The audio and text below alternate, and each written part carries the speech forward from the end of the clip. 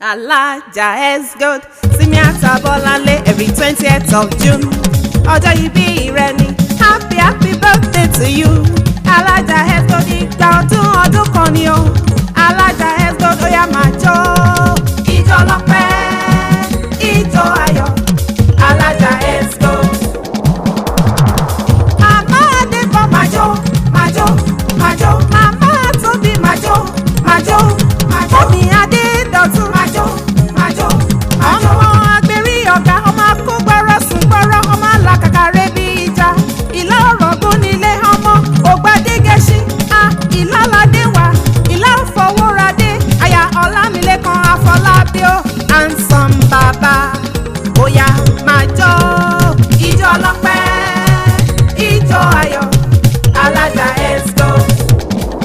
Bóyá happy birthday to you. Alájà Esgold. Alájà Esgold. Alájà Esgold. Àdúmọ̀ràdán lákẹ́bọ̀ ni mo kí ẹ. Alájà Esgold. Obìnrin bí ọkùnrin bold like a lion. Alájà Esgold. She is very diligent and very reliable. Alájà Esgold. Marketer àwọn eléré ńláńlá o. Alájà Esgold. Distributor tó kárí ilé kárí oko ni. Alájà Esgold. Ní Alaba international market. Alájà Esgold. Alágbàkan alájà kan ni. Alájà Esgold. Event consultant tó pójú owó. Alájà Esgold. Agbẹ́sìngàdínì ní oko afọ́. Alájà Esgold. Àwo Pasuma, àwo Sàrídán pápá. Alájà Esgold. Tọ́jú Ọlámilékan Afọlábí ó. Alájà Esgold. Adé orí rẹ̀ ní handsome bàbá. Alájà Esgold. Ìbànújẹ́ kò ní wọlé tọ̀yín lọ́la. Alájà Esgold. Yẹ́túndé ẹ̀sán Adébáyọ̀ ní nkí ẹ. Alájà Esgold. Ó ní òjìji Olódùmarè á máa tẹ̀lé ọ. Alájà Esgold. Bàdé Ọlábísí Oxygen Music nkí ẹ. Alájà Esgold. Ó ti àdúrà tèmi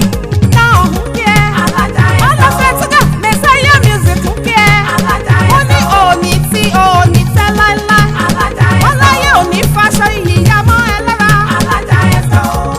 Hey, you shall be head and not the tail. You shall succeed in all you do. Ẹ máa jó ijó ọlọ́pẹ́, ijó ayọ̀. Alájà Esgold. Àyàbá fún mi fẹ́ túgà ló kí yín. Happy birthday to you ma, kẹ́ ẹ pẹ́ láyé.